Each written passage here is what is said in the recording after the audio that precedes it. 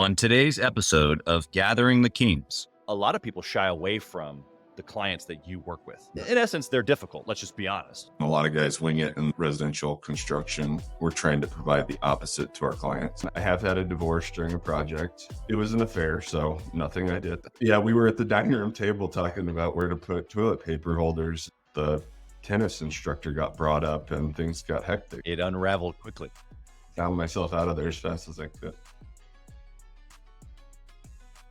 What's up, everybody? I'm Chaz Wolfe, Gathering the Kings podcast, coming back to you here today with another king on the stage, Chandler Souther, my brother.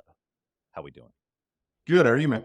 I'm doing wonderful. Here we are. We're cranking through some awesome businesses here to talk about. Yours specifically, though. Tell us what you do. So we're a custom home builder in the Fort Collins, Northern Colorado area. All of our projects have some element of, either a client that's passionate about design, but that sort of allows us to do, some complex projects, lots of details. We do big stuff, little stuff, everything in between.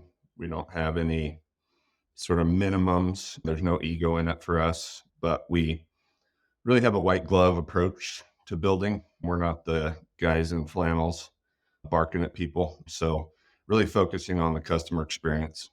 Yeah. I love that. I love how you actually, with actually in the same sentence of saying that you're not niched, that you're absolutely niched.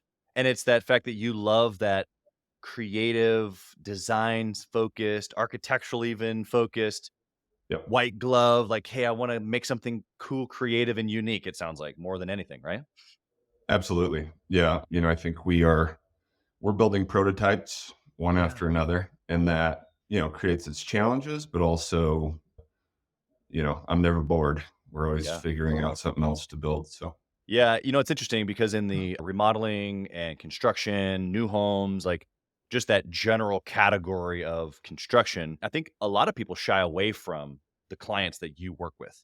And in essence, they're difficult. Let's just be honest. Like it's highly detailed, like you said, it's something brand new, it's creative. They're asking you to create something out of nothing, but they can see it in their mind so perfectly, and it needs to be perfect. And most companies that I know of just try to go, you know what? That sounds like a difficult client. But you've embraced that. Tell me why. Maybe out of necessity. I don't know. For some reason, a lot of folks talk about engineers being really difficult. That's almost a sub niche of what we do. So I think, we've created a process for this big, hairy monster that sort of makes it achievable for folks, by sequentially going through it a specific way so that, we're controlling as many variables as we can, because there's tons out there. And if you control what you can control, then when the curveballs get thrown at you, it's not that big of a deal. If you sort of wing it, and a lot of guys wing it in the residential construction arena, that's when you hear at a dinner party that we just got done building a house and it was a nightmare and I wanted to get divorced, So we're trying to provide the opposite to our clients. So you're building unique, beautiful structures and keeping people married. Yes. And, we're hoping to have it be fun. I mean, I have had a divorce during a project. It was one of the more awkward. I bet. It was an affair, so nothing I did. No detail that you missed. Yeah, we were at the dining room table talking about where to put toilet paper holders, and the tennis instructor got brought up and things got hectic. And it unraveled. I melted and found myself out of there as fast as I could. Whoa. Yeah. The stories of, going into people's homes, again, whether it's for construction purposes, I have a remodeling company, or it's, I used to live next to a firefighter, and the stories that he would tell me, like when you go into people's space. Oh yeah. Yeah. It's just, yeah. We get to know our clients better than, I mean, I could tell story upon story, but that's one of the more fulfilling sides of it. Yeah. I mean, I think you really have to have a people personality to be in this business. But, we get to know clients way, way better than you could ever imagine, on the residential side. Commercial's a little bit more black and white, finite, make and model. Residential is much more emotional. And, some part of this job is reading people And boy, they're in a bad mood. Maybe we don't want to talk about this today, And that's been a thing that I've focused on with all of our employees is, really understanding where the client is that day. One of the worst clients I had was a day trader. And it was one day happy, happy, happy. Next day, off, gotta Everything's save falling money. apart. It's like, what am I walking into? Be one way or the other, please. So Yeah. Yeah, they weren't sure how. I mean, one day they were paying off the house before it was even built, and the next exactly. day they didn't Yeah. know how they were going to pay you. Yeah. Yeah. I built the house for him and he sold it a few months later and made a huge profit. So Wow. I ended up on the good side of the column with him. But Yeah. yeah, It's interesting that you kind of bring up, like the more maybe heart posture, purpose drivenness of your business. It's always my first question is what's the why? And I think you've given it to us as far as like, you'd be able to work with people, you get to know your clients. Talk about why that's important to you individually. Like what's been your story of why that's important to you and why not just go be more black and white in the commercial space? You've stayed here. You've actually carved out your own niche around working with highly creative and unique structures.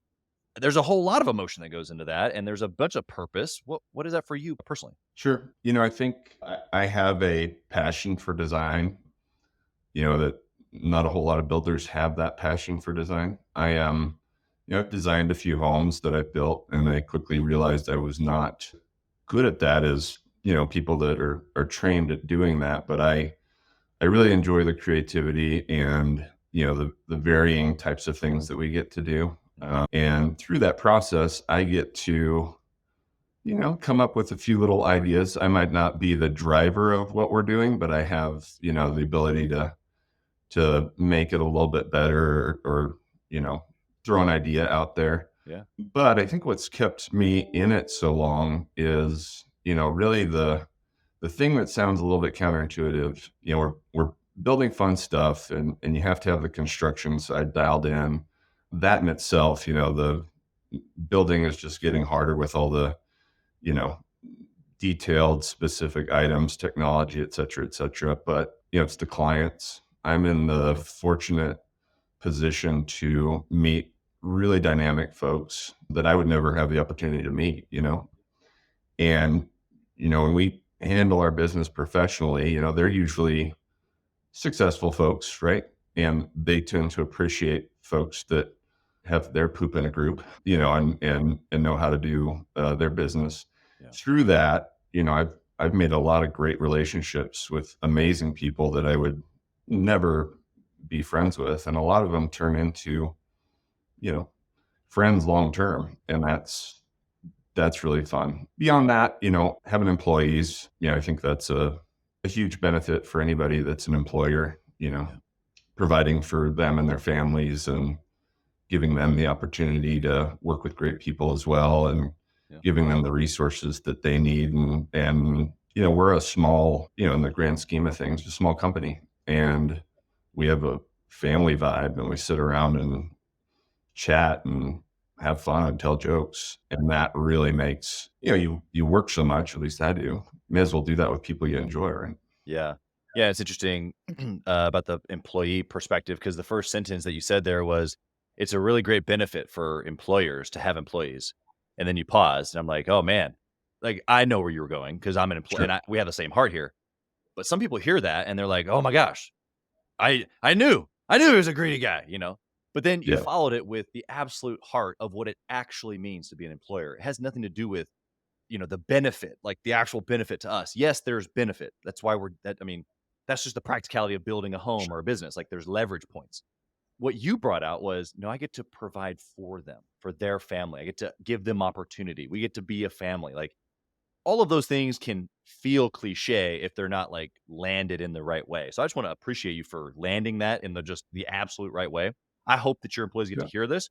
But for the guys that are listening right now that have businesses, like that's the juice when it comes to having a team. It's the reality as kings that we kind of put the leverage or the weight of that on our shoulders. We're like, hey, you know what?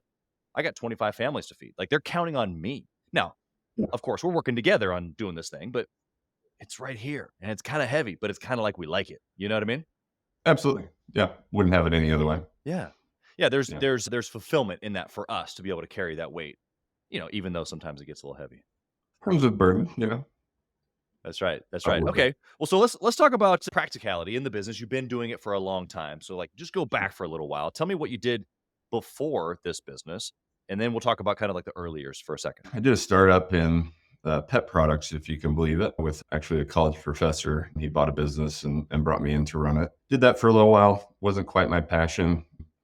And then got into commercial real estate. That was very intriguing. Was being mentored there by a gentleman that was going on a trip for a bicycle race and took a small private plane. And unfortunately, that plane crashed. So the mentor sort of went away. And I was, commercial real estate's a little bit of a big boy rich club. And I was, 22 at the time. So, Yeah. through that process, I had, sold a few lots to some builders, and outside looking in, it looked like a easy, fun way to make some money. And boy, how was I wrong? But, from there, I was landscaping during the day, stocking shelves at Home Depot during the night, and that was back in the Wild West financing days. And I didn't know anything about anything and decided to spec a house and figure out how to build houses. And, Yeah. basically everything that I've learned has been a scar of doing it the wrong way. But now I'm very particular about how we do it so I don't screw it up. And Yeah. every screw up has like an address and an example that I truly remember. And those stick to the best with you, I think, versus somebody telling you how to do something. So Yeah. I had a guy on my podcast maybe maybe a little year ago, over a year, excuse me. And he's in the commercial construction space, but he gave a similar example where he came to my house for one of my events and I got to get to spend some time with him. And he gave an example of how he remembered a situation where he spoke out of turn, made a mistake, and it was just burned into his mind. Right. And so that sure. then has fueled all of the reflection after projects and making sure we get details, everything that you just said. And Yeah, so my question to you in that is, what is it that you can leave the person here? Because you've got them burned in your memory. As far as like you said, that's an address, like, oops, like, you learned that particular lesson. I know you're not gonna be able to give us every single lesson, but what's the sure. broader principle that you've been able to take away from burning those mistakes in your mind that you can leave with the listener right now? Yeah, I mean, for my business, I don't know that it'll apply for everybody's business, but the sort of the overarching fundamental, without getting into specifics, is if we follow the same process and the same system every time, and something doesn't go to plan, then I sort of have a few you know key things to look at, and that is, okay, did we add a new variable to that process, right? Did we waver from that, and we need to not do that in the future? Yep. And if there isn't a new variable that threw things out of whack, then I'm looking at people, and was there someone that didn't perform, or was it not done in the right way? And if it's not either of those, I mean, those are pretty simple things to dig into. Then occasionally there's just some stuff that happens that, no fault of anybody's. It was a shitty situation. It Yeah. just happened. Yeah. So, that almost puts you at ease versus putting blame on people. Right. You have a sort of a systematic approach to Yeah. look at the way you're pulling things together. Yeah, it's a data approach, and I appreciate that. I think for the guy listening right now, or the gal who is, like winging it, like you mentioned maybe 5 or 10 minutes ago, Sure. and there is no system, right? And Mhm. so you're talking to the value of, once you have a system, then you can go back afterwards and go, what variable, whether it was systematic or person related. Sure. And I just want to point out for the listener, you're talking systems as if like you build the same house the same way every single time. And we already know that not to be true. In fact, it's not just not true. It's like so far of the opposite. You've got every single project is basically its brand new thing. And it's not even just a brand new project. It's a brand new, very creative, very detailed, something out of the box, beautiful project. And it's like starting the system all over again. But somehow in there, you've still created a system. Tell us more. Yeah, I think the fundamentals can apply to anything. So, Last year we built a bridge for a project. Didn't know the first thing about a bridge, right? Same time we built a pole vault gym in a house.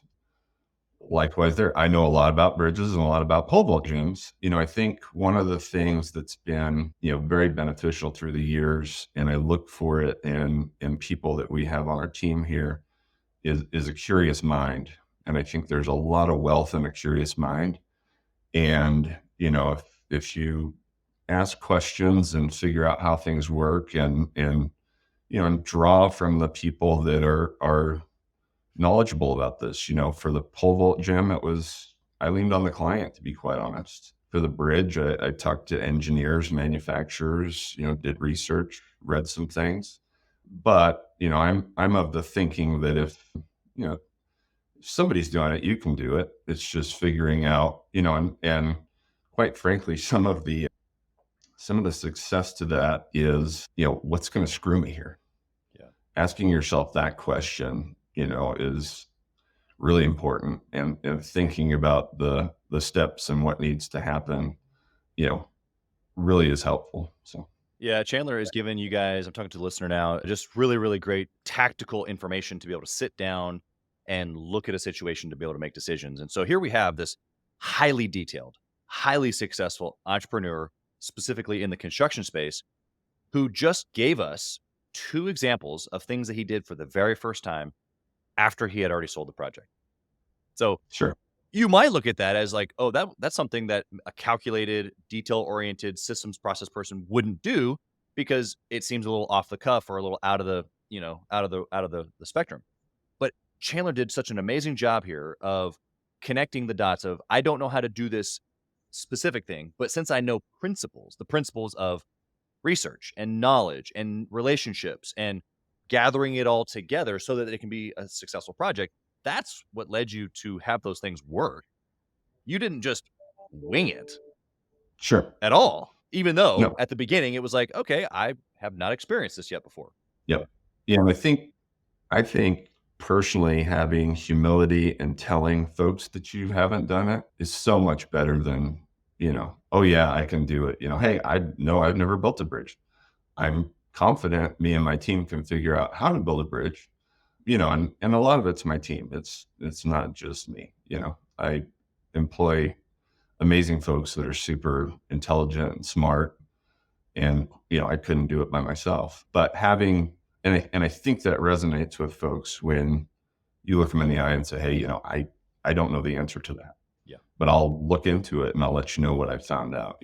I think that, when you share that, I think it builds more confidence than trying to convince them otherwise. So, yeah, I think that you're right. And going back to the example that I just gave a few minutes ago of the very large commercial construction guy that was on the show as well, in that example, that very example that I mentioned, he said, if I had just said, hey, I don't know how to do that, either would you share with me your expertise, or would you give me a little bit of time to gather some details and come back to you, that would have solved the entire problem. So it's interesting that how he ends his story generally about that is the same way that you did just now, of really just one of curiosity and humility, if we can wrap up the whole thing, right? absolutely. All right. Well, let me be curious on you, because since you've given me permission now, what was a bad decision that you've made? You've kind of given us a couple good ones. I might try to dig on that a little bit, but as far as a bad decision, just something that just didn't work out at all, and you can save us some time and effort and energy, maybe some money. Sure. I think it's not really a decision, but maybe a culmination of. So early in my career, I think I was maybe 26 at the time, a few years in business, real estate was booming. I didn't know any better. I bought 7 lots and built a spec that was a show home, had another spec house on the books. And at that time, that's when the financial crash happened. And, my bank went out of business. When they did that, FDIC came in. We had a couple loans with them. They seized all of our accounts, took all the money and paid down principal on the loan. And I think that was probably the overarching thing there is, when you're new in business, it's it's a double-edged sword because you don't know what you don't know. And that can, some part of that has to be there, or else you frankly wouldn't go into business, Yeah, being a little And naive. if you really know how bad it is, would you do it? But that was a, a good example of, jumping in a little bit too confident and thinking that, things won't change and everything's going to keep going on. That's an outlier. That's not an everyday event, but that could be around the corner coming up, and that's made me much more prudent moving forward. There's different trains of opinion, but when all that happened, I for the next 8 years, I took every project that I could. I sold the house on Craigslist by offering to build it at cost. I remember being up against it and needing to sell a lot. And, the gentleman was negotiating with me and said, "Hey, this other builder said they'll buy my current home." Well, frankly, I didn't have the money to buy this guy's home, but it gave me, 8 months to build his house. And at the end of it, I had about 3 weeks left, and heaven forbid somebody came out and said, "Hey, yeah, I like this house, but you need to put a basement in it." And I put a basement in it, finished the basement for free. For 8 years, I did nothing but dig myself out of that hole. And I think that's probably one of the things that I'm most proud of that no one could take away from me. I watched other guys go bankrupt, and Oh, yeah. they're further along now, but I think there's something to be said about, who you are as a person and whether you do right by people and meet your commitments. Hey, kings and queens, Chaz Wolfe. I want to talk to you about something that's super important to me. We put a lot of time and effort, we meaning myself and my team, into this podcast, into the content that goes out every single day. And if you have been getting any sort of value or insight from this, we want it to be able to reach other business owners too. So we would love if you would like, comment, share, leave a review, post, share again, all of the things on social media, on all the different platforms, or even on the podcast mediums of Apple and Spotify. We would love to be able to get our content into more hands, more entrepreneurs, so they can grow their business as quick as possible. Together, we are building a community of like-minded entrepreneurs who are committed to growing their businesses to new heights. So let's do this. Let's help each other. Let's help each other grow. Yeah, like you said earlier, you do what you said that you're going to do. It's a huge value piece that a lot of people, it's lip service, but when the rubber meets the road. You used the word prudent around the future. I want to circle back to that here in a second, but I don't want to move too fast because, like you just said, you dug yourself out of a ginormous hole. And for 8 years, that was not I'm just going to put my head down and really overcome this little blip, this little speed bump that's got me kind of off kilter here. This was like Sure. a major life decision for you to see all the way through to the end. I mean, we talk about some of the principles in Think and Grow Rich often on the show. It's one of my favorite books. And persistence is a whole chapter in that book. And Sure. everything that you just said to me is like persistence. Like you just did it over and over and over until it was different.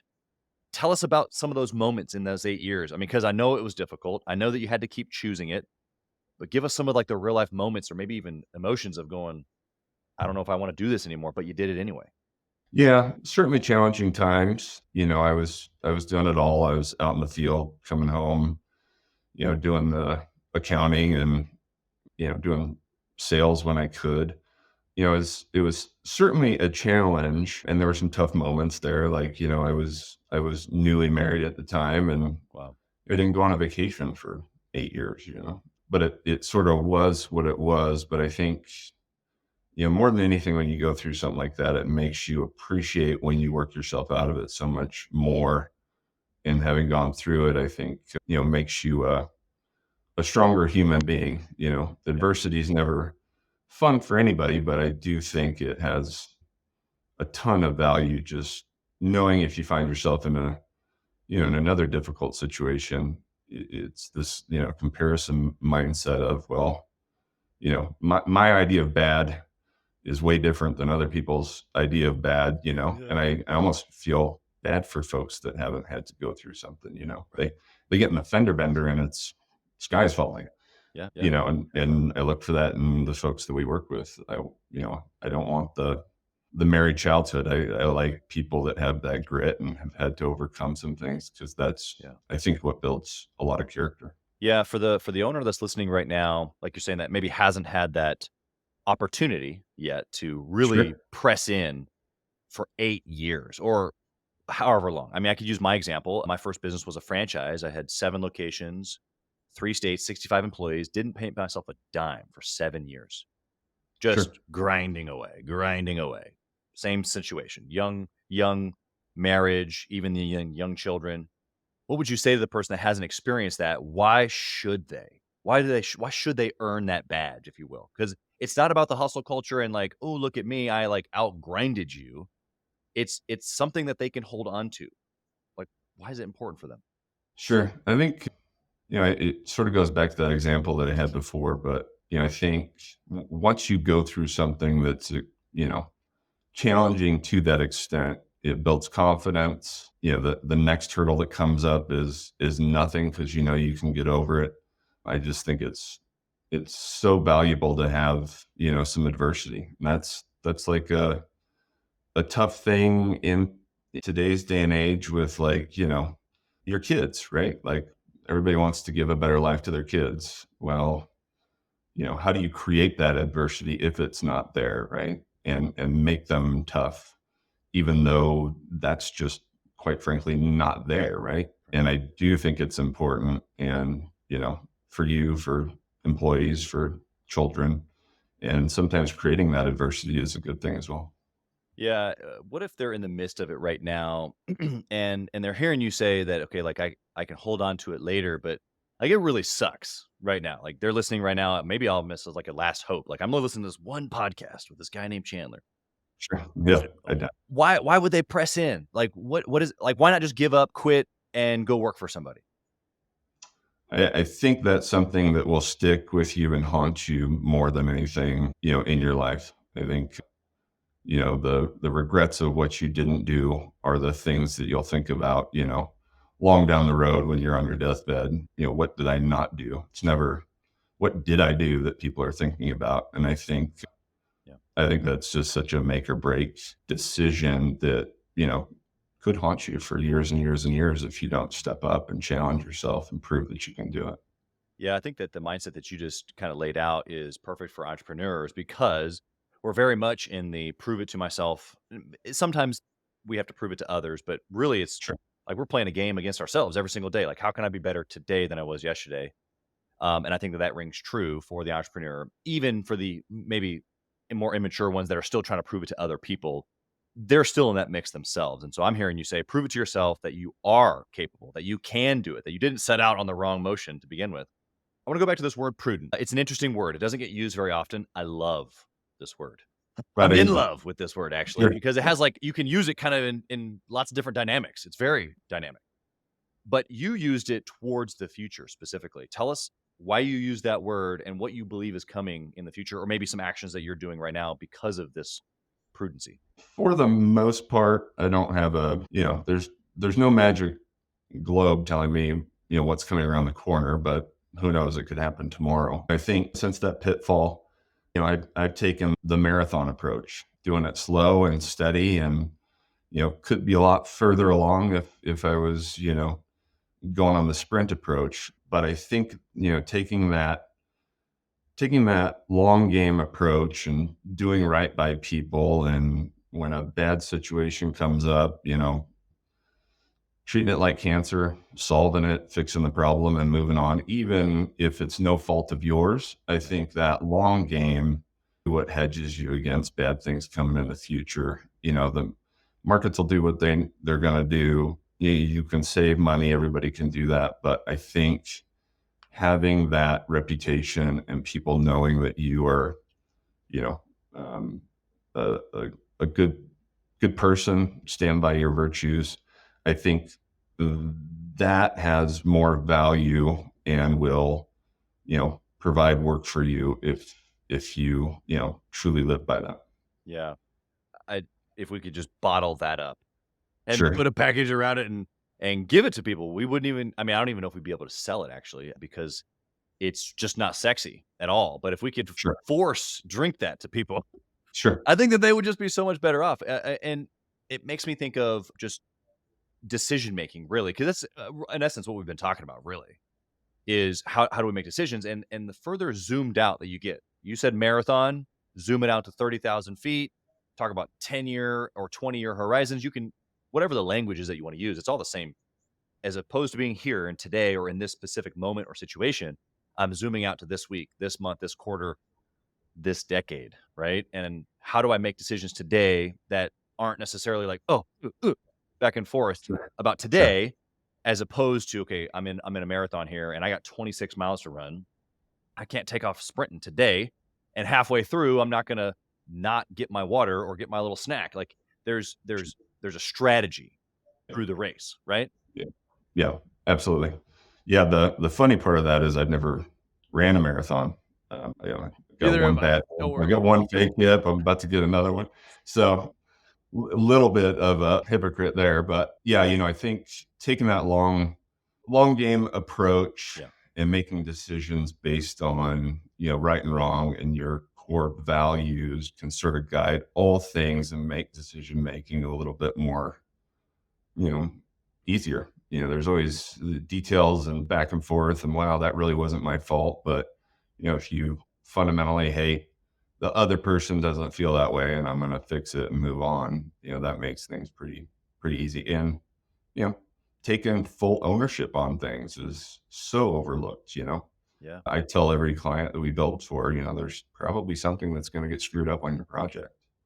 And if somebody else doesn't tell you that, they're probably lying to you, but the difference with us is I'm going to tell you about it when it happens and I'm going to fix it. And I want all the people that work with us to have that same culture, right? Versus, oh, we better hide this before somebody finds out, right? Yeah. I mean, I want to tell them about it before they find out about it. But, if you take that approach, there's too many variables to just sort of manage. And when something does get screwed up, as long as you fix it, I think most people are probably, more appreciative of that than even having it not happen. So. Exactly. Well, I think even just having them blindsided by, oh my gosh, something that went wrong. But if they're anticipating that something will go wrong, then it's not something that's gone wrong. We were actually anticipating this.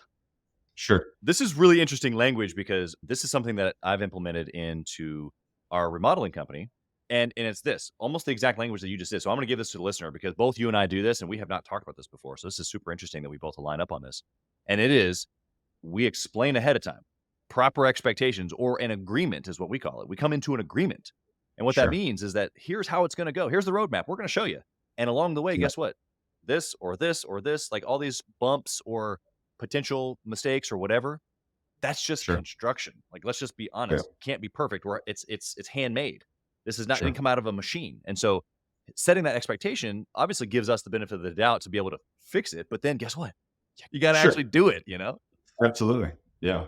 Yeah, expectations is so much of our day-to-day and what we do. I mean, there's tons of examples that you can use, but it's if you talk about the outcome of any part or piece of a home and give the pluses and minuses ahead of time, it's going to serve you well versus, they want soft hardwood floors in their house and it's cheaper and you don't tell them, that nuance.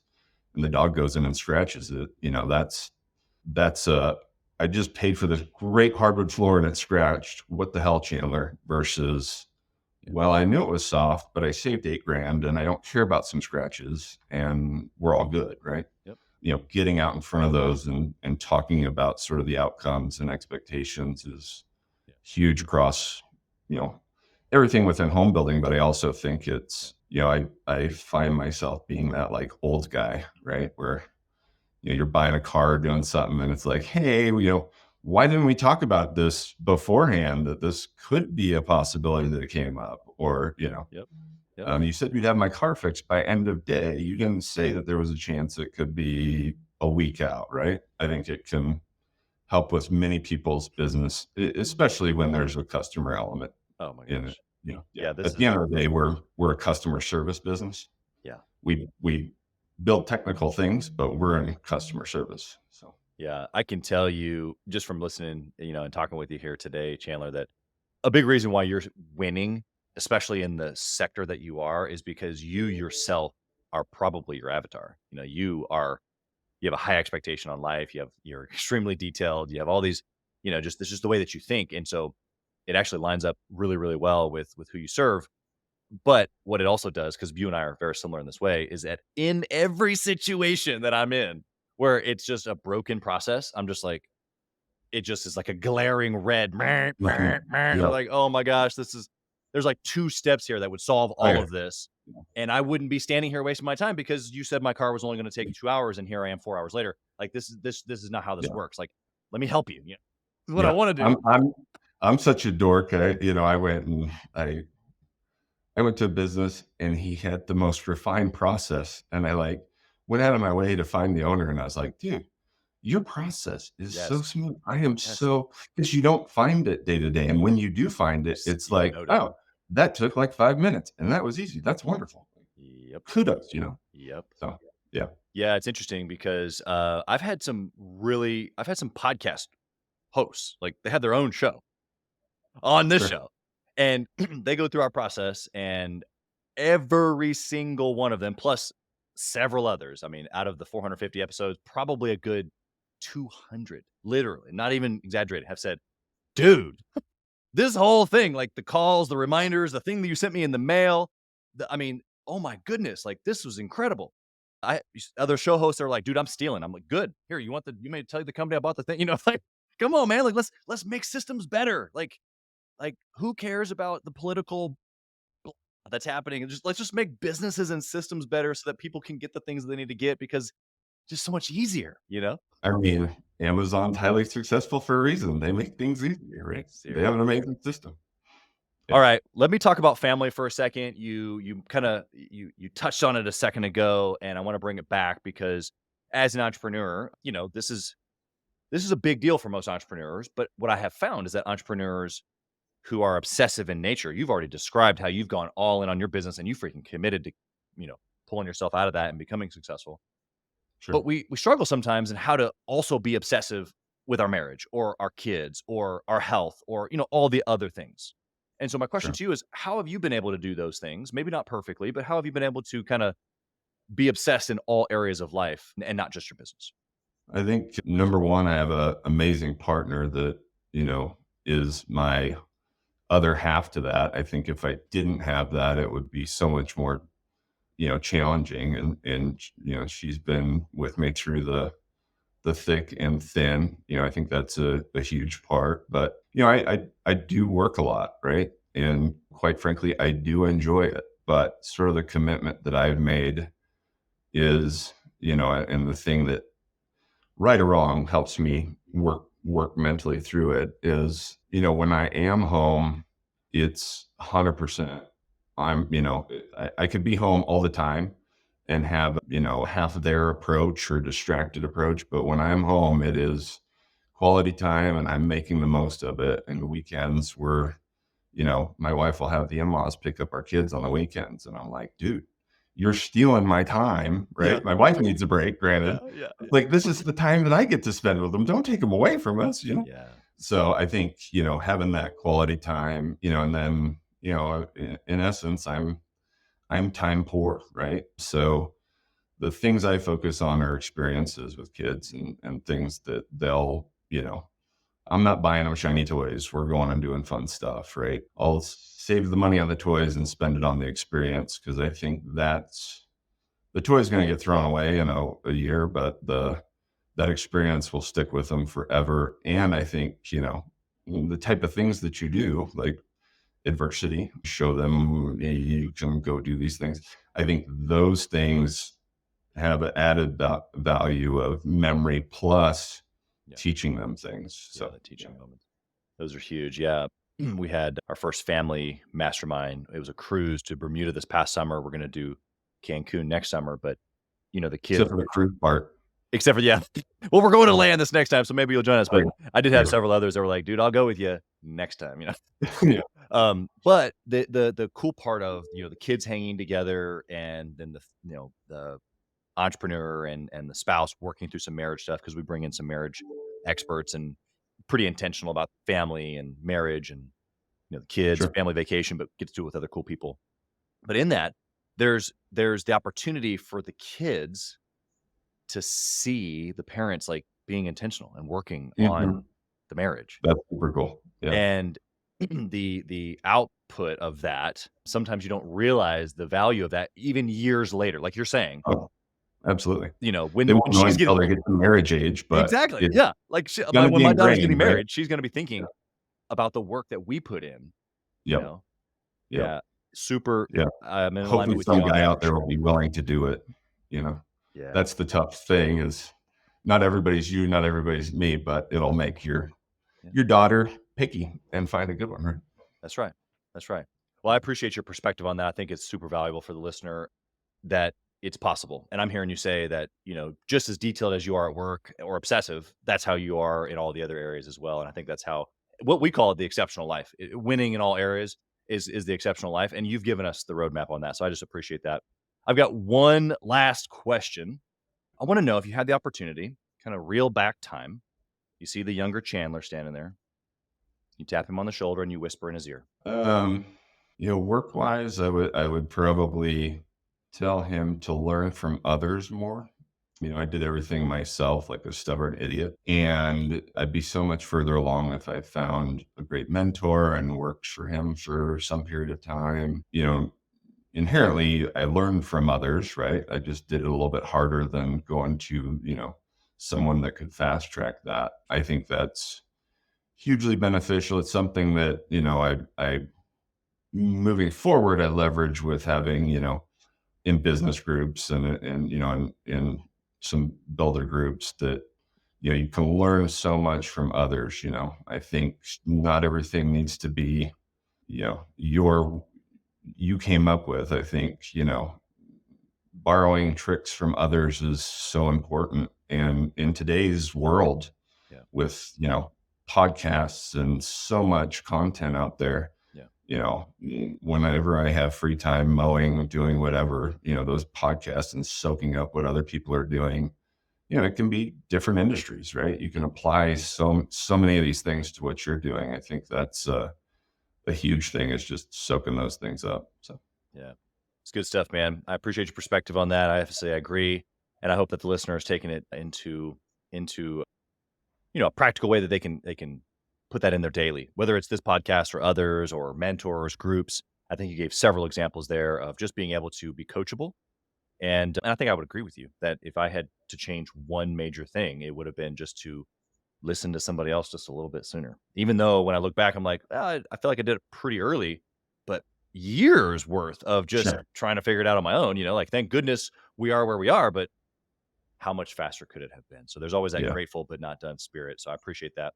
Chandler, how can the listener find you? Number one, if first, I don't know if we heard exactly where you're located. So give us exactly where you're located. That way, if they're looking for a home builder, they can reach out to you because obviously you're going to build them in. Oh yeah, Fort Collins. Sorry, my bad.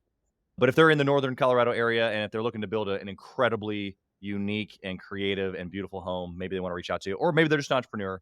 They want to pick your brain. How can they find you? Our website, hammersmithstructures.com, super easy. We've got a form on there to reach out and connect with us. Also on all the social media handles, that's super easy as well. So yeah. Perfect. We'll put it all in the show notes as well. Chandler, you've been just an incredible well of insight and knowledge here today. Thank you for being here. Blessings to your family, all the clients that you're getting to do super cool projects here this year and next. Thanks for being here. Thanks for having me. Thank you for listening to Gathering the Kings today. I hope that you were able to pull out a few nuggets to go apply into your business right away.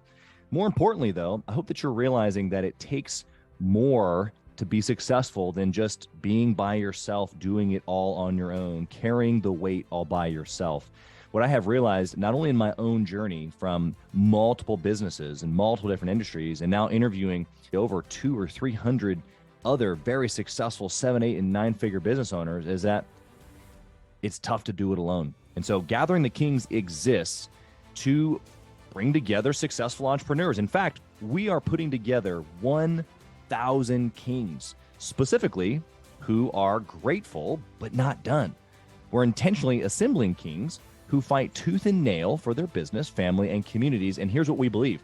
that in the pursuit of excellence in those areas, that it ignites within us the responsibility to govern power and forge a lasting legacy. So if that relates and resonates with you, and you know that you need people around you, sharp, qualified, other very successful business owners, I want you to go to gatheringthekings.com.